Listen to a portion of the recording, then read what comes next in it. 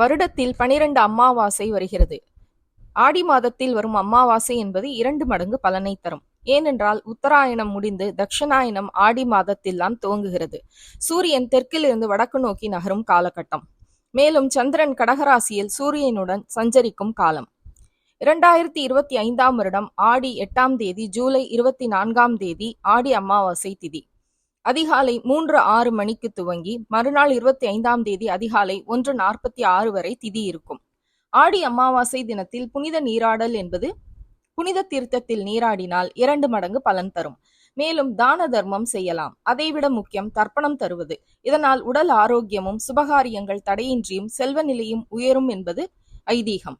எனவே காலையில் எழுந்து நீராடி கோவில், குளக்கரை, கடல், ஆறு போன்ற நீர் நிலையில் உள்ள இடங்களில் தர்ப்பணம் கொடுத்த பின்பு இறைவனை வழிபட்ட பின்பே தானம் தர்மம் செய்ய வேண்டும்.